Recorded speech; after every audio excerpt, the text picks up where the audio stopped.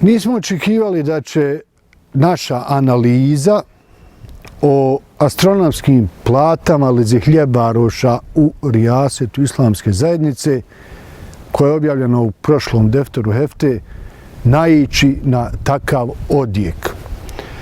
Upratili smo na YouTube-u negdje oko 25.000 pregleda, na Facebooku čini mi se blizu 250.000 pregleda, podijela stotine i stotine i može se kazati desetine hiljada komentara.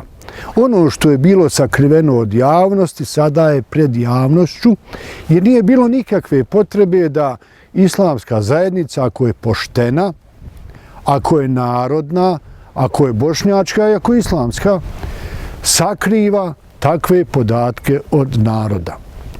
Onda su se pojavili neki koji iskazali nisu te plate koje su prosječne oko 3.000 maraka, kaže nisu one neto, one su bruto. Pa dobro, koliko su neto? Eto, bruto je blizu 3.000 maraka, kaže, pa neto je, kaže, prosječno onda 1.900.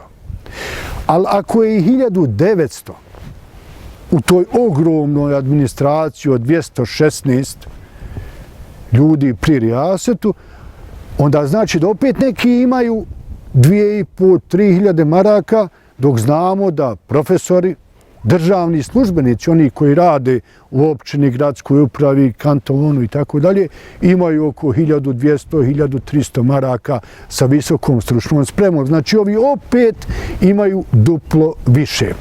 Mi nećemo ulaziti u te brojne komentare, hoćemo kazati da sa žaljenjem smo vidjeli da su se, recimo, neki ljudi koji bi morali imati reformistički kurs i ostati odani poštenju, stavili na stranu zaštite lezihljebaroša u islamskoj zajednici, te ogromne mamutske administracije, kao što recimo Nezim Halilović Muderis, čuveni komandant, ili zenički muftija, doktor Mevludin Dizdarević. I oni su poletili da zaštite to protiv čega je ustao narod, jer je narodu preko grla do guše tog što islamska zajednica mimo potreba i realnih potreba pljačka ovaj narod, posebno u pogledu dženaza. Ovdje imamo jedan od brojnih komentara. To je komentar publiciste Bedrudina Gušića. To je otvoreni poziv potlačenim imamima na pobunu protiv trutova i kriminalaca. A Bedrudin Gušić između ostalog piše: ovih dana na našoj stranici i drugim portalima kruži dokumentirana priča o 216 uposlenika u rijasetu islamske zajednice, planiranim financijskim sredstvima na ime njihovih plaća za tekuću godinu u ukupnom iznosu od oko 7,5 miliona maraka i da je konsekventno tome prosječna plaća uposlenika na tom dvoru islamske zajednice oko 2.900 maraka, što je 3 do 4 puta više od prosječne plaće u državi. Neću ponavljati teze i zaključke koje je iznio autor u defteru hefte broj 350 na ovu temu, jer su brojke egzaktne, a pokazatelji neumoljivi. Posebno oni komparativni kada ih uspoređujemo sa plaćama ljekara, profesora, visokoškolskih ustanova i slično u državi. Dovoljno sam ovo zemaljskog života proveo u ulemanskom miljeu, piše Bedrudin Gušić, i obraća se efendijama, kaže: drage efendije, da mogu da tvrdim da vama matematika nikad nije bila lošija strana. Naprotiv, zato usporedite svoje fiksne mjesečne plaće sa plaćama ovih birokrata u rijasetu, povucite paralelu i izvedite zaključak. Znam da ste svi, ama baš svi do jednoga, više struko ispod prosjeka ovih Kavazovićevih trutova i da velika većina vas živi na ivici egzistencije. Zapitate li se ikad, dragi moji, da li je pošteno da posao onih čata u rijasetu u Sarajevu zaista vrijedi nekoliko puta više od vašeg. Da li je islamski i da li je korektno da tih 216 pojedinaca iz otuđenog centra moći u sistemu islamske zajednice primaju mjesečno onoliko koliko većina penzionera u državi primi za godinu dana? Gdje je tu obraz islamska i ljudska solidarnost?